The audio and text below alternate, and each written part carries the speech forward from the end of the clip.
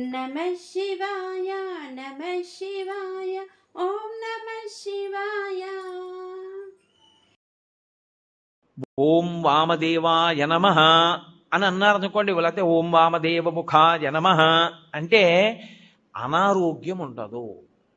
అందుకే శివాలయంలో ప్రదక్షిణాలు చేయండి అని ఎందుకంటారో తెలుసా?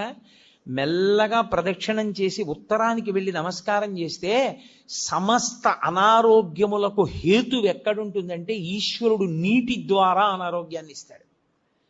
అందుకే బ్రతుకుట అంటే నీటి వలననే, భోగము నశించుట నీటి వలననే, అనారోగ్యము నీటి వలననే. సంజీవనం సమస్తస్య జగత సలిలాత్మిక భవ యుత్యుచ్యతే మూర్తిర్భవస్య పరమాత్మనః అంటుంది లింగ పురాణం. నీటి మీద ఆయన అధిష్టానం. మీకు అందుకే ఏదైనా ఊరు వెళ్ళారనుకోండి, నాకు అక్కడ కూర పడలేదండి అండవు, నాకు ఆ నీళ్లు పడలేదండి అంటాడు. అనారోగ్యమునకు కారణము నీరే, మనిషి పడిపోవడానికి కారణము నీరే. నీరు అంత శక్తివంతం. నీటి మీద అధిష్టానమై ఆయన ఉత్తరాన్ని చూస్తూ ఉంటాడు.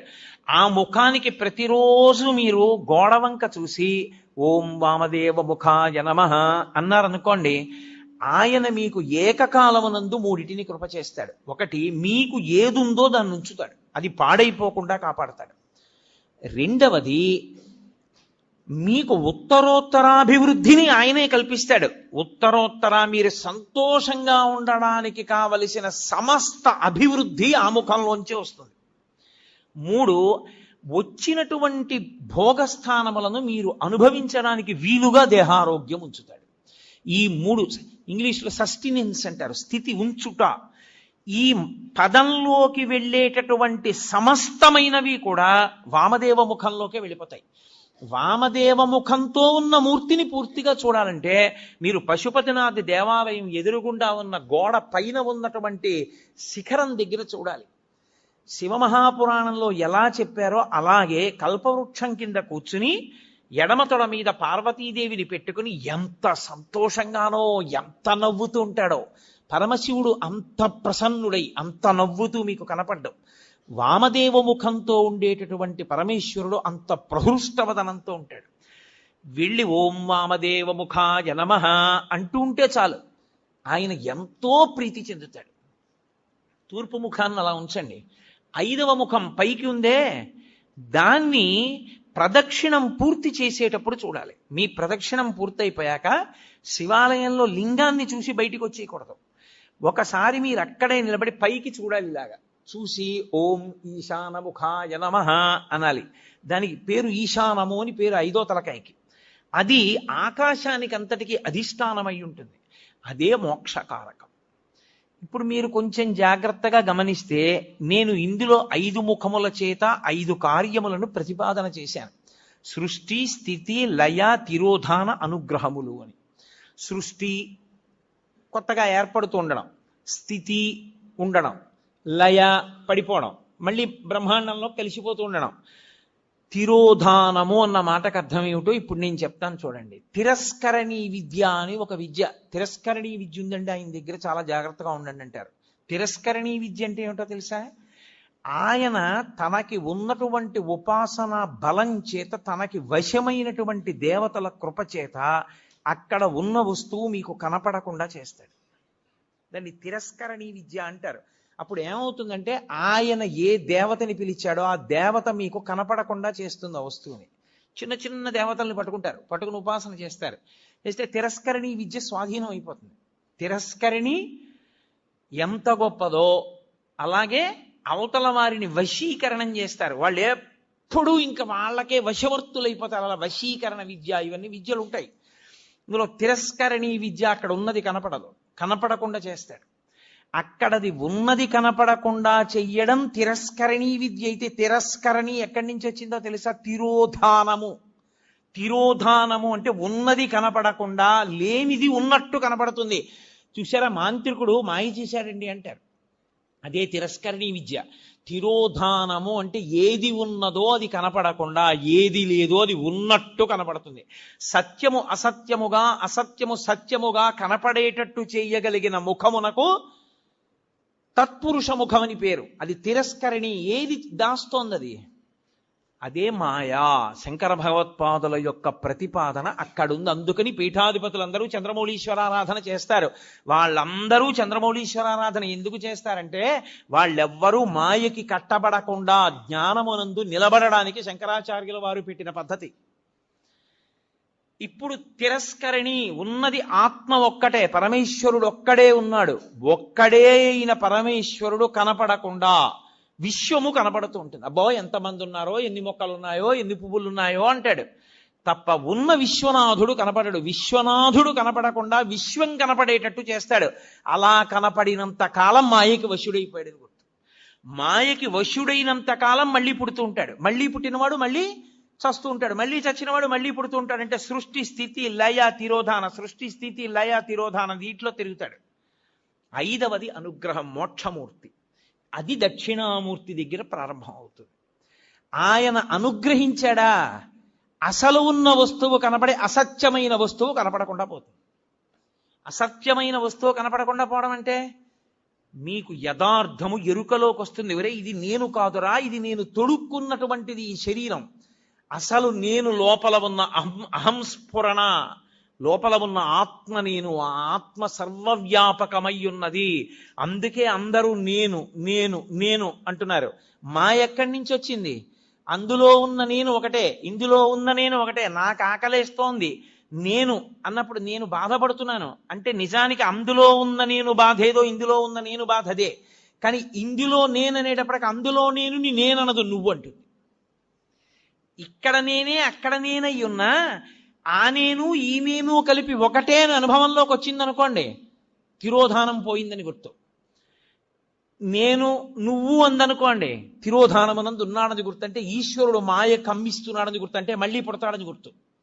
ఈశ్వరుడిది తీసేసి జ్ఞానం ఇచ్చేశాడు, అద్వైత భావన ఎందు నిలబడిపోతాడు. రెండవ వస్తువు లేదు, ఉన్నదొక్క పరమేశ్వరుడే. ఎరుకలోకి వచ్చేస్తుంది. ఆ ఎరుకలోకి వచ్చిందా మోక్షము. ఐదవ ముఖం మోక్షాన్ని ఇస్తుంది, ఊర్ధ్వముఖం. అందుకే శివలింగానికి మాత్రమే పృష్ఠభాగంలో కూర్చుని పూజ చెయ్యకూడదన్న నియమం లేదు.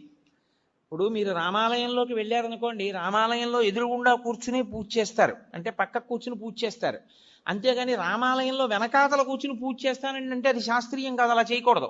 శివలింగానికి ముందు కూర్చోవచ్చు, పక్కన కూర్చోవచ్చు, వెనక్కి కూర్చోవచ్చు, పైన పొయ్యొచ్చు. ఎందుకని? అన్ని ముఖాలే, ఐదు వైపులా ముఖాలే. ఏ ముఖం నుంచి నీళ్లు జారినా మీకో ఫలితం ఉంటుంది. ఎటు నుంచి నీళ్లు జారనివ్వండి, అది మీకు వెంటనే ఒక ఫలితాన్ని ఇచ్చేస్తుంది. అందుకే పైన పోస్తారు, అన్ని ముఖాల నుంచి జారతాయి. ఇప్పుడు శివాభిషేక తీర్థాన్ని తొక్కకూడదు. అది కాని తొక్కాడా ఉత్తర క్షణం పూర్వజన్మలలో చేసుకున్నటువంటి పుణ్యము నశించిపోతుంది. మరి ఎలా, ఎవరు చేస్తారు అభిషేకం? అందుకే ఒక్కరికి మాత్రమే అధికారం ఇచ్చి ఆయన్ని శివస్వరూపంగా గుర్తిస్తారు. గుర్తించి ఆయనకి దీక్ష ఇచ్చి ఎవరు ఆ ప్రత్యేకమైన దీక్ష యందు ఉంటాడో వాడికొక్కడికే అభిషేకం చేసేటటువంటి అధికారం ఉంటుంది. కొంతమంది గృహస్థులుగా ఉంటారు, దేవాలయాల్లో అర్చకత్వం చెయ్యరు, కానీ వారికి ప్రత్యేకమైన దీక్షలు ఉంటాయి. ఆ దీక్ష ఉన్నవాడు ఆలయంలోకి వెళ్ళి అభిషేకం చేయొచ్చు, ఏమీ దోషం ఉండదు. తప్ప అందరూ అభిషేకాన్ని శివాలయంలోకి వెళ్ళి చెయ్యకపోవడానికి కారణం అదే. నిజానికి మేం బ్రాహ్మణం అండి, అందుకని మేము లోపలికి వెళ్ళి అభిషేకం చేసుకుంటామని వెళ్లకుండా ఉండడమే మంచిది. అలా వెళ్ళకూడదు. శాస్త్రం. నేను శాస్త్రం ఒక్కటే చెప్తా, పై మాటలు మాట్లాడడం నా జన్మలో నాకు అలవాట్లేదు. లోపలికి వెళ్ళి చెయ్యవలసిన వాడు అర్చకుడు ఒక్కడే. నీకు శాంభవ దీక్ష లాంటి దీక్షలుంటే నువ్వు వెళ్ళడానికి అర్హుడు. అటువంటి దీక్ష నీకు లేకపోతే నువ్వు లోపలికి వెళ్ళి అభిషేకం చేయడం మంచి పద్ధతి కాదు. అర్చకుడే చెయ్యాలి. నువ్వు తొక్కుతావు అనవసరంగా, లేనిపోని ఇబ్బందులన్నీ వస్తాయి. ఎందుకని తెచ్చుకోవడం? కాబట్టి శివాలయము 5 ముఖములతో ఉండి 5 మీద అధిష్టానంగా ఉంటుంది. ఇదే అమ్మవారి పరంగా చెప్పారనుకోండి, పంచకృత్య పరాయణ, ఈ 5 అమ్మవారు చేస్తుందంటే. అందుకే ఒకచో అమ్మవారు చేస్తుంది, ఆవిడ నిర్వహిస్తుంది, అప్పుడు మధురై అంటారు. మీనాక్షి అన్నీ చేస్తుంది, సుందరేశ్వరుడు ఊరుకుంటాడు. అలాగే చిదంబరం పరమేశ్వరుడు చేస్తాడు, అమ్మవారు ఊరుకుంటుంది. అందుకే ఎక్కడ ఉండేటటువంటి తత్వము అక్కడ ఉంటుంది. కాబట్టి అమ్మవారు చేస్తుంది, అయ్యవారు చేస్తారు ఈ పంచకృత్యములను. శైవ సిద్ధాంతమునందు ఈ 5 పరమశివుడు చేస్తాడు అని మనం శివ సందర్శన విధి యందు శైవాగమని చెప్తుంది. అందుకుని అలా చూడాలి. శివాలయంలోకి వెళ్ళినప్పుడు శివలింగాన్ని 3 మూర్తులుగా చూడవలసి ఉంటుంది. స్థూలలింగము, సూక్ష్మలింగము, భద్రలింగము అని 3. స్థూలలింగము అంటే ఆలయం యొక్క గోపురం. అందుకే శివాలయంలోకి వెడుతూనే ఏవీ మాట్లాడవద్దు అని చెప్తారు. నువ్వు ఇవన్నీ చూస్తూ వెళ్ళు. ఆలయ శిఖరం వంక చూస్తే స్థూలలింగాన్ని చూసినట్టు, ఆలయంలో ఉన్న శివలింగాన్ని చూస్తే సూక్ష్మలింగాన్ని చూసినట్టు, బలిపీఠాన్ని చూస్తే భద్రలింగాన్ని చూసినట్టు. బలిపీఠము అంటే ఉగ్రభూతములు తిరుగుతుంటాయి వాతావరణంలో. వాటిని మీరు దేవాలయంలో భక్తుల్ని ఇబ్బంది పెట్టవద్దని కొంచెం అన్నం తెచ్చి బలిహరణ మంటపం మీద పెడతారు. అవి తింటాయి, ఆ మంటపం మీద ఉన్న అన్నం తింటాయి. అవి భక్తుల జోలికి రావు. ఆ బలిపీఠాన్ని చూస్తే భద్రలింగ దర్శనం చేసినట్టు. మీరు ఎప్పుడైనా గమనించారో లేదో, ఒక్క శివలింగానికే ఒక ప్రత్యేకమైన గుర్తు ఒకటి ఉంటుంది. మీరు ఎప్పుడైనా చూడండి, అన్ని శివలింగాల మీద ఉండదు అలాగా. మీరు కొన్ని శివాలయాల్లోకి వెళ్ళినప్పుడు శివలింగం దగ్గరికి వెళితే దాని మీద కొన్ని గీతలు ఉంటాయి ఇలాగా. అది ఏమిటో తెలుసా గీత? అలా గీత ఎందుకు ఉంటుందో తెలుసా ఎవరికైనా? అలా గీత ఉంటే దాన్ని బ్రహ్మసూత్రము అని పిలుస్తారు. అలా గీత ఉంది అంటే నీ అదృష్టం పండి నువ్వు అక్కడికి వెళ్ళావని గుర్తు. 1000 మాటలు ఓ శివాలయంలోకి వెడితే నీకు ఎంత ఫలితమో, అలా గీతలు ఉన్నటువంటి శివలింగం ఉన్న గుళ్ళోకి వెడితే అంత ఫలితం. విశేషమైన ఆరాధనీయము అని గుర్తు. అలాంటి శివలింగం ఉన్న గుడిలోకి వెడితే తప్పకుండా మీరు మీ ద్రవ్యాన్నో, మీ బలాన్నో, మీ సంపత్తినో, మీ పాటనో, మీ పద్యాన్నో, మీ కష్టాన్నో అక్కడ వినియోగించాలి. శివలింగం మీద గీతలు కనపడ్డాయనుకోండి, బ్రహ్మసూత్రం ఉందనుకోండి, బయటికి వచ్చి కాళహస్తీశ్వర శతకంలో 2 పద్యాలు చదవాలి. బయటికి వచ్చి మీకు వచ్చిన శ్లోకాలు 2 చెప్పాలి. పాటలు వచ్చిన వాళ్ళైతే 2 పాటలు పాడాలి. బలం ఉన్న వాడివైతే పల్లకి పట్టుకోవాలి, లేదా గుడి కొంచెం సేపు తుడిచి వెళ్ళిపోవాలి. నీ దగ్గర డబ్బున్న వాడివైతే వెంటనే ఆ శివాలయంలో నువ్వు 100 రూపాయలు ఖర్చు పెట్టేవాడివి, బ్రహ్మసూత్రం ఉన్న శివలింగం ఉంటే 1000 రూపాయలు ఖర్చు పెట్టాలి. ఎందుకంటే నీ జన్మ పడ్డి అక్కడికి వచ్చావని గుర్తు. అది 1,000,000 రెట్ల ఫలితాన్ని ఇచ్చేస్తుంది. ఒక రుద్రాభిషేకం ఒక చోట చేస్తే ఏ ఫలితమో, బ్రహ్మసూత్రం ఉన్న శివలింగానికి చేస్తే 1,000,000 రెట్లు విశేష ఆరాధనా ఫలితముని ఇచ్చేస్తుంది ఆ శివలింగం. అలా ఇవ్వగలిగిన శివలింగం అని గుర్తు చెప్పడానికి వచ్చిన వాళ్ళకి బ్రహ్మసూత్రం ఉంటుంది దాని మీద. అది చెక్కినప్పుడే బ్రహ్మసూత్రం చెక్కుతారు. బ్రహ్మసూత్రం ఉన్నది మీకు పరాకు చెప్పినట్టు శివలింగం మీద. జాగ్రత్తగా ఉండు సుమా. తేతలి అని ఒక గ్రామం. మహానుభావుడు రాజరాజ నరేంద్రుడు వెళ్ళిపోతుంటే ఒక పాము అడ్డొచ్చింది, వెళ్ళనివ్వాల సైన్యాన్ని. ఏమిటి ఇలా అడ్డొచ్చిందని చెప్పి తెల్లవారుధామున వెళ్ళి చూశాడు. అద్భుతమైనటువంటి శివలింగం, దాని మీద ఉంటుంది బ్రహ్మసూత్రం. నేను ఎన్నో దేవాలయాల్లో చూసా బ్రహ్మసూత్రం ఉన్న శివలింగాలు. బ్రహ్మసూత్రం ఉన్నది మీ అదృష్టం పండిపోయిందని గుర్తు. మీరక్కడికి వెళ్ళి అపచారం చేసినా అంతే, 1,000,000 రెట్లే. మీరు అక్కడికి వెళ్ళి ఏమీ చేయలేదు, కూర్చొని శివ శివ శివ శివ అనుకుని వచ్చేశారు. శివ శివ శివ శివ 4 మార్లు మీరంటే 4 కోట్ల మార్లు మీరు శివనామం చెప్పారని వేస్తారు. బ్రహ్మసూత్రం ఉన్న దేవాలయంలో ఏది చేసినా ఇంటూ 1,000,000 అని గుర్తు. నేను మాటకంటున్నాను, దానికి లెక్క లేదు అసలు. విశేష అని శైవాగమం అంత గొప్పది బ్రహ్మసూత్రం ఉన్నది. అందుకే శివాలయంలోనే 2 సూత్రాలు ఉంటాయి, సోమసూత్రము, బ్రహ్మసూత్రము. ఈ 2 ఉంటాయి. శివాలయం ఒక్కదానికే ఒక విశేషం ఉంటుంది. శివాలయంలో పరమేశ్వరుడు చెట్టు రూపంలో ఉంటాడు ఒక్కొక్క చోట. ఇక్కడ మారేడు చెట్టు కాశీ నుంచి తెచ్చి వేశారు అంటారు. అది ఎవరు వేశారండి? అది ఒక్కొక్క చోట పరమశివుడు, దేవాలయంలో ఉన్నటువంటి పరమేశ్వరుడు బయటికి వచ్చి చెట్టు రూపంలో నిలబడతాడు, కదులుతూ ఉంటాడు. మీరు పరమశివుడిని ఇలా ముట్టుకోవడం మీకు సాధ్యం కాదు, సంభవం కాదు, ముట్టుకోలేరు. కానీ ఒక్కొక్క చోట స్థల వృక్షము అన్న పేరుతో ఉంటాడు. అక్కడ లోపల ఉన్న శివుడే బయట చెట్టు రూపంలో ఉంటాడు.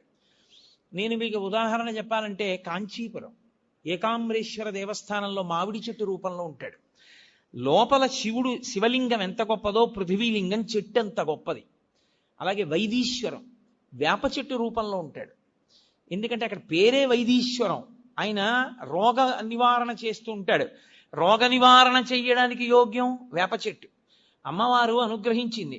365 రోజులలోనూ అన్నిటిలోకి భయంకరమైనటువంటిది, అత్యంత ప్రమాదకరమైనటువంటి యమదంస్ట్రలు అంటారు. యముని యొక్క 2 కోరలుగా వర్ణింపబడినవి 2 ఋతువులు. ఒకటి శరదృతువు, రెండు వసంత ఋతువు. ఈ రెండు ఋతువులు అత్యంత ప్రమాదకారులు. చాలా మంది ఈ ఋతువుల్లోనే పడిపోతారు కనుక అమ్మవారు ఏం చేసిందంటే, కొత్త సంవత్సరం చైత్రం ప్రారంభమై వసంత ఋతువు రాగానే పసిబిడ్డల దగ్గర నుంచి వృద్ధుల వరకు కాపాడడానికి అమ్మవారే అనుగ్రహ రూపంలో వేప చెట్టుకి పువ్వుగా వస్తుంది. అందుకే వేప పువ్వుని తెచ్చి ప్రసాదంలో వేసుకు తింటారు కొత్త సంవత్సరం రాగానే. కారణం అది. ఆవిడ రోగనిరోధక శక్తినిచ్చి మృత్యుదంష్ట నుండి పైకెత్తుతుంది. శారదా నవరాత్రులు చేసిన, వసంత నవరాత్రులకి ముందు చైత్ర శుక్ల పాడ్యమి నాడు ఈ ప్రసాదం తీసుకున్నా పరదేవతానుగ్రహం కలగడానికి కారణం ఏదో ఛాందసత్వంతో ఉతినే వేప వచ్చిందని పెట్టడం కాదు.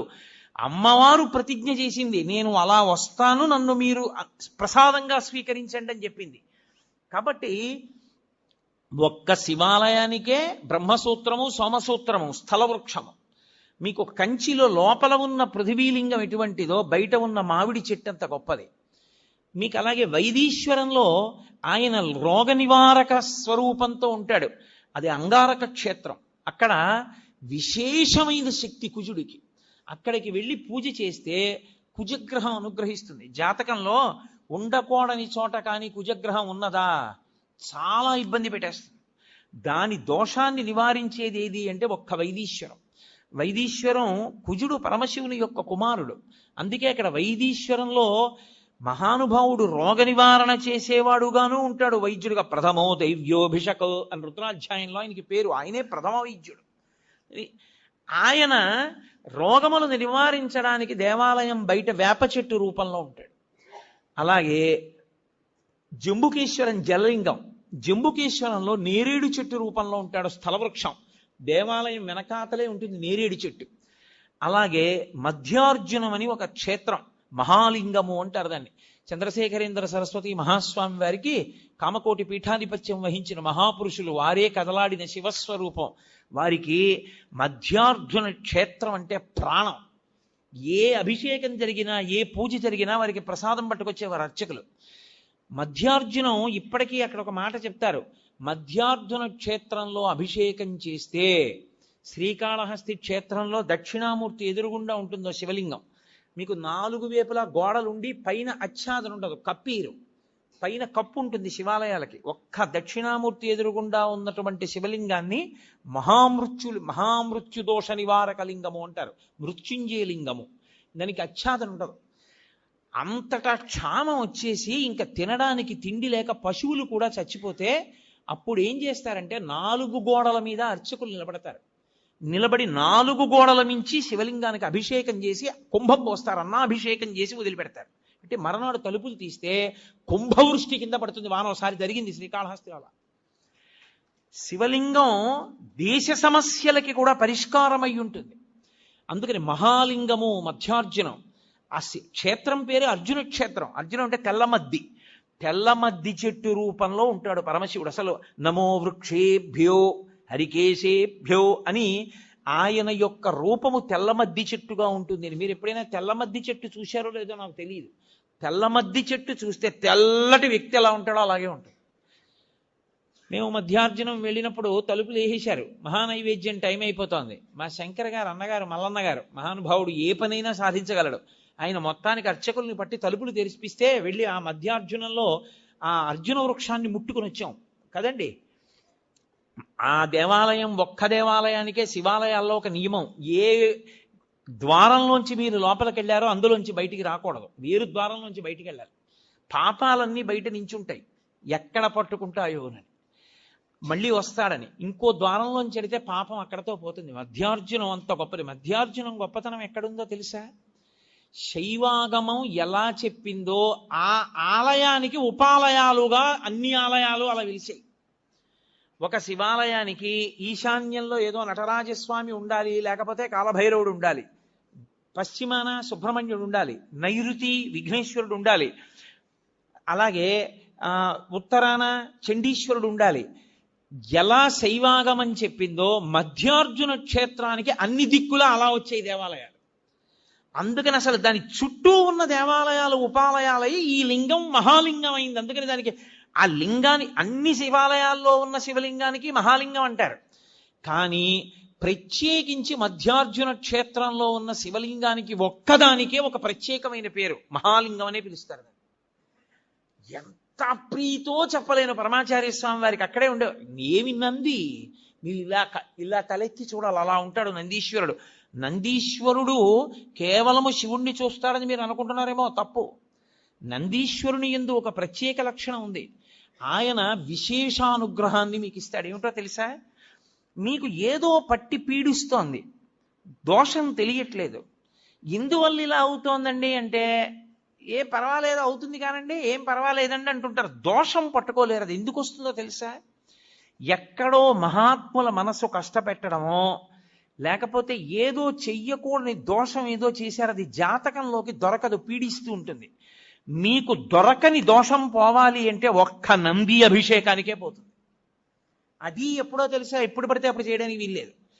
త్రయోదశి నాటి సాయంకాలం శివాలయంలో శివలింగానికి పొద్దున్న అభిషేకం అయిపోతుంది కాబట్టి అలంకారం చేసేసి రుద్రాధ్యాయంతో నందీశ్వరుడికి అభిషేకం చేస్తారు.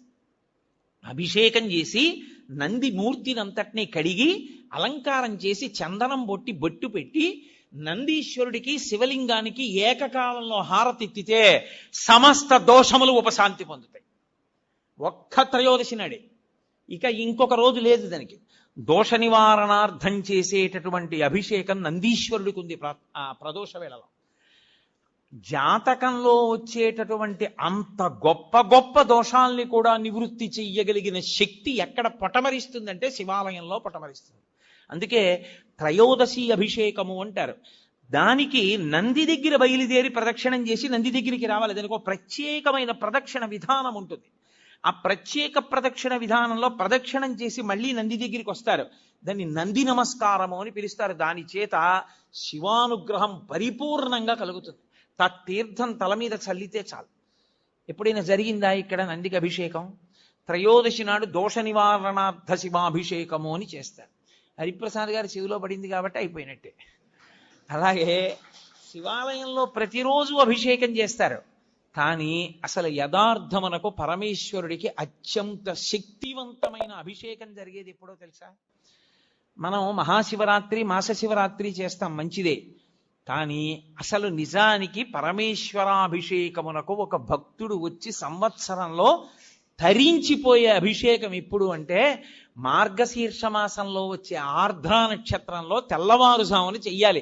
చిదంబరంలో నటరాజస్వామికి చిదంబరంలో మోక్షలింగము అని శంకరాచార్యులు వారు పరమశివుడి దగ్గర నుంచి 5 లింగాలు తీసుకొచ్చారు.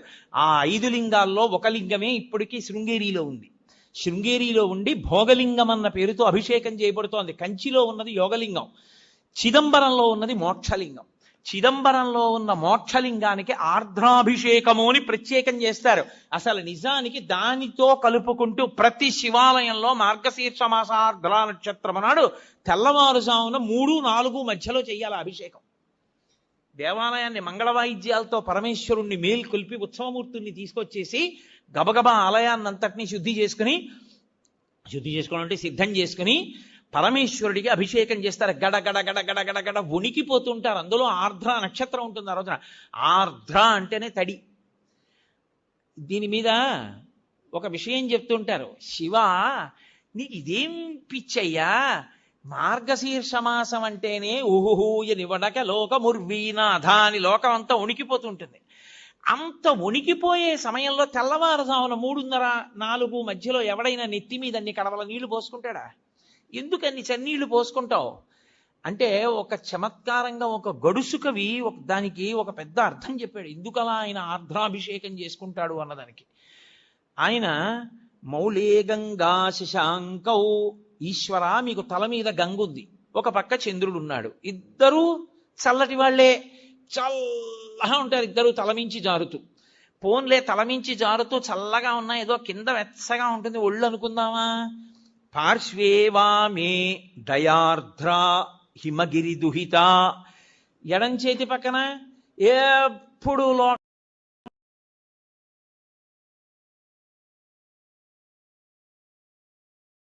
పక్కన ఎప్పుడు లోకాల పట్ల దయ చూపించడంలో చల్లని తల్లి, పైగా హిమగిరి దుహిత, మంచుకొండ కూతురు. ఆవిడ అసలే మంచుకొండ కూతురు, పైగా దయ కలిగిన తల్లి, ఎంత చల్లగా ఉంటుంది.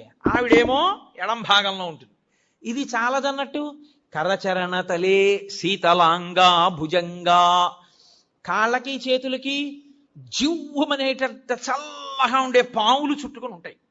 ఇంకా ఈశ్వర ఇది చాలదు మీకు, చందనం సర్వగాత్రే, ఒళ్ళంత చల్లటి చందనం పూసుకుంటావు, ఎంత చలి. ఇది చాలలేదు నీకు. ఇది చాలలేదని మళ్ళీ మార్గశీర్ష మాసం ఆర్ద్ర నక్షత్రంలో నీకు ఇన్ని కడవలతో తెల్లవారుజామున అభిషేకమా? ఎందుకే మహానుభావ, నీకు చలి ఇట్లా. శీతం ప్రభూతం, ప్రభూతం అంటే చాలా ఎక్కువ, విపరీతమైన చలి కదూ. మరి కనక సభానాథ, ఓ కనక సభానాథ, ఓ చిదంబరేశ్వరుడా, ఓ శివ, సోఢుంక శక్తి, ఎలా భరిస్తావు? అంటే చిత్తే నిర్వేద తత్వే, అర్థమైందయా. ఎప్పుడు కోరికలతో ఏడుస్తూ అలమటించిపోతూ ఎప్పుడు దుఃఖంతో ఉండి వేడిగా ఉండే నా హృదయంలో ఉన్న నీకు ఇంత చల్లటివన్నీ పెట్టినా తాపం పోవట్లేదన్నాడు. అందుకని శివా నీకు ఆర్ద్రాభిషేకం అన్నారు. సమస్త తాపోపశాంతి దేని వలన కలుగుతుందంటే ఆర్ద్రాభిషేకము చేత కలుగుతుంది. శివాలయం ఉండడం ఒకెత్తు, శివాలయాన్ని వాడుకోవడం ఒకెత్తు. శివాలయం ఉండడంతో సరిపోదు, మీకు శివాలయాన్ని వాడుకోవడం రావాలి. అలా వాడుకోవడం వస్తే అదృష్టవంతులు. శివాలయంలోకి వెడుతున్నప్పుడు చెప్పులతో దాటి లోపలికి కాని వెళ్ళాడా? అలా వెళ్ళినటువంటి ఎన్ని మార్లు శివాలయంలోకి చెప్పులతో వెళ్ళాడో లెక్క పెట్టి అన్ని మాటలు వచ్చే జన్మలలో అన్ని జన్మలు 2 కాళ్ళు చచ్చుపడిపోయిన వాడిగా పుట్టేటట్టుగా చేస్తారు. చింద్యం పాపం భవిష్యంతి అంటుంది శివాగమం. శివాలయం లోపలికి ఎట్టి పరిస్థితులలోనూ వెళ్ళకూడదు.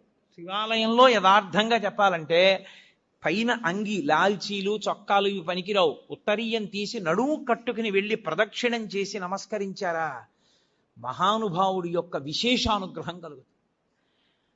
అందుకే శివలింగములు అంటే ధ్రువలింగములు, చరలింగములు అని 2 రకాలుగా ఉంటాయి. ధ్రువలింగము అంటే శివాలయంలో ఉండేటటువంటి శివలింగం. చరలింగము అంటే ఓ చోటు నుంచి ఓ చోటికి తీసుకెడతారు. ఇప్పుడు శృంగేరి పీఠాధిపతులు అభిషేకం చేసే లింగాన్ని చరలింగం అంటారు. ఓ చోటు నుంచి ఓ చోటుకి పట్టుకెడుతూ ఉంటారు, చరలింగం. ఇందులో క్షణలింగములు అని కొన్ని ఉంటాయి. క్షణలింగము అంటే చందనం అటువంటి వాటితో తయారు చేస్తారు. కొద్దిసేపే ఉంచి అభిషేకం చేసి తీసేస్తారు. అన్నంతో లింగం చేస్తారు. అన్నంతో శివలింగం చేసి ఉంచే శివలింగం క్షణలింగం, కొద్దిసేపే ఉంటుంది, తర్వాత తీసేస్తారు. అసలు అన్నం దొరకడం అనేటటువంటి దానికి ఇబ్బంది కలిగితే ఉత్తర క్షణంలో దానికి ఉపశాంతి ఎక్కడా అంటే అన్నాభిషేకము చేతనే. మేము గత శారదా నవరాత్రుల్లో మా అయ్యప్ప స్వామి గుళ్ళో చేశాం. శివలింగాన్ని పెట్టి శివలింగం నిండా అన్నం ఉండి అన్నంతో అభిషేకం చేసేస్తారు. చేసేసి ఆ అన్నంతోటే శివలింగాన్ని తయారు చేస్తారు. తయారు చేసి కాయగూరలు ఉప్పు వేయకుండా ఉడికించేస్తారు. పొట్లకాయలు, గుమ్మడికాయలు, బీరకాయలు, వంకాయలు అన్ని ఉడికిస్తారు. ఉడికించి తీసేసిన కూరగాయల్ని పరమశివుడికి అలంకారాలుగా పెట్టేస్తారు. పెట్టేసి ఆ శివలింగానికి పూజ చేసి శివలింగం మీద ఉన్నటువంటిది తీసి ఓ పళ్ళెంలో పెట్టుకుని మేళతాళాలతో వెళ్ళి నీళ్లలో కలిపేస్తారు. సమస్త జలచరములు తింటాయి, సమస్త భూతములు బాగుండాలి. తర్వాత ఆ మిగిలిపోయినటువంటి శివలింగం, ఆ అన్నం, ఆ కూరలు తీసుకెళ్ళి ఏ పులుసు అన్నం కింద వండేస్తారు. వండేసి అందరికీ ప్రసాదంగా ఇస్తారు. అన్నాభిషేకం చేసినటువంటి శివలింగ ప్రసాదం తింటే అన్నదోష నివృత్తి జరిగి ఆ అన్నం అంతా బాగుంటుంది. 2, అన్నమునకు దోషం ఉంటుంది. ఎప్పుడైనా సరే అన్నం తింటున్నప్పుడు వేరొకరు చూశారనుకోండి దోషం వస్తుంది అన్నానికి. అందుకు గోప్యంగా అన్నం తినడానికి కారణం అది. అన్నం చూస్తే చాలు దోషం వస్తుంది. అన్నం దోషం వచ్చిందనుకోండి మీకు దేవతారాధన యందు ఉపయోగించకూడదు. అన్నదోష నివృత్తి దేని వలన జరుగుతుందో తెలుసా? పంచబ్రహ్మ మంత్ర పఠనం చేత పోతుంది. పంచబ్రహ్మ మంత్ర పఠనం అంటే ఏంటో తెలుసా? పరమశివుణ్ణి 5 మంత్రాలతో పిలుస్తారు. సద్యోజాతం ప్రపద్యామి సద్యోజాతాయ వై నమో నమః, భవే భవేనాతి భవే భవస్వమాన్ భవోద్భవాయ నమః, ఓం వామదేవాయ నమో జ్యేష్ఠాయ నమః అని 5 మంత్రాలు ఉంటాయి. ఈ 5 మంత్రములతోటి నెయ్యిని అభికరిస్తే దేవాలయంలోకి తీసుకెళ్లిన అన్నం మీద పంచబ్రహ్మమంత్ర పఠనం చేసి చెయ్యి వేసి తీస్తే అర్చకులు, అది ఉత్తర క్షణం కేవలం ఈశ్వరుడు తప్ప వేరొకరు చూడని అన్నం.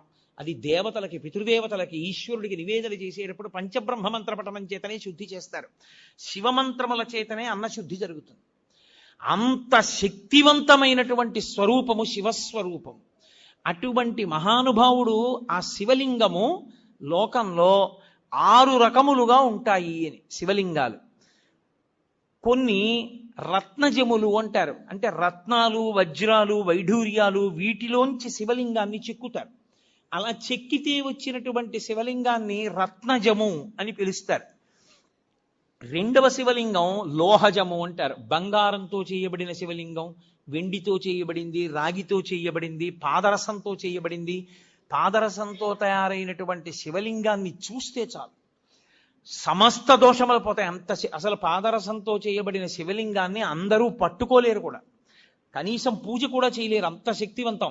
మీకు ఒక్క అలహాబాద్ త్రివేణి సంగమంలో ఉంది దేవాలయంలో, లలితాపరా భట్టారికా దేవాలయంలో పాదరసలింగం ఉంది. ఇంత పెద్ద పాదరసంతో ఉంటుంది. మీరు ఎవరైనా చూశారో లేదో నాకు తెలియదు. కాబట్టి అటువంటి వాటిని లోహజలింగములు అని పిలుస్తారు. మూడవది సైకతలింగము అంటారు, అంటే పృథివీలింగం తయారు చేశారు అంటారు. అప్పటికి ప్రయోజనాన్ని నెరవేర్చడానికి మట్టితో ఇసుకతో తయారు చేస్తారు. అలా తయారు చేసిన శివలింగం సైకతలింగము అంటారు. శైలజము, శైలజము అంటే రాతితో చెక్కిన శివలింగం శైలజలింగము అంటారు. ఐదవది మృణ్మయలింగము, మృణ్మయము అంటే మట్టితో తయారు చేసుకున్నటువంటి శివలింగాలు. ఆరవది బాణలింగము అంటారు, అంటే అది దైవీలింగము అంటారు. అది పరమేశ్వరుని యొక్క అనుగ్రహం చేత అలా చాలా విచిత్రంగా వస్తుంది ఆ శివలింగం. మీకు ఆ శివలింగాలు ఎక్కడున్నాయి అంటే విశాఖపట్నం దగ్గర అరకు లోయ అని ఒక లోయ ఉంది. ఆ అరకు లోయ లోపలికి మీరు వెడితే గుహల్లోకి, అరకు ఆ గుహ లోపల నుంచి, గుహ ఉపరితలం నుంచి చుక్క చుక్క నీరు కింద పడుతుంది. అది అలా ఎందుకు పడుతుందో ఎవరికీ తెలియదు. ఒక చుక్క నీరు పైనుంచి ఇలా కింద పడింది అనుకోండి, చుక్క తగలగానే భూమి ఇలా పొటమరిస్తుంది. ఇంకో చుక్క పడింది అనుకోండి, ఇంకొంచెం పొటమరిస్తుంది. ఇంకొంచెం పడింది అనుకోండి, ఇంకొంచెం పొటమరిస్తుంది. అలా చుక్క పడినప్పుడల్లా భూమి ఇలా పైకి లేస్తుంది. అది నేను చెప్పినంత కనపడదు మీకు, వెంట్రుక వాసి లేస్తూ ఉంటుంది భూమి. అది కొన్ని సంవత్సరములు అయ్యేటప్పటికీ ఆ నీటి చుక్క పడుతూ ఇది లేస్తూ ఇది పైకి లేచి ఉపరితలాన్ని అంటుకుంటుంది. అలా పైకి లేచినటువంటి లింగములను దైవీ లింగములు అని పిలుస్తారు. అవి పరమేశ్వరుని యొక్క అనుగ్రహం చేత ప్రకృతిలో ఏర్పడుతుంటాయి. అలా ఏర్పడేటటువంటి శివలింగములు అవి అద్భుతమైనటువంటి శివలింగాలు. ప్రతిష్టా స్వరూపంలోకి కూడా వాటిని తీసుకుంటారు. తీసుకుని దారుజలింగములు అని ఒకటి కొయ్యతో చేస్తారు. కొయ్యతో చేసిన లింగాన్ని దారుజలింగము అంటారు. ఇక ఇవి శివలింగాలైతే ప్రతిష్టా కల్పమును అనుష్ఠించి మీకు ఒక శివలింగం దగ్గర చేసినటువంటి ఆరాధన కన్నా ఇంకొక శివలింగం దగ్గర చేసిన ఆరాధన మిక్కుట ఫలితాన్ని ఇస్తుంది. ఇందులో ఒక్కొక్క దానికన్నా ఒక్కొక్క దాని శక్తి దేని వల్ల మారుతుంది అంటే మొట్టమొదటిది స్వయంభూలింగము అంటారు. స్వయంభూ అంటే తనంత తాను వచ్చినటువంటి శివలింగం.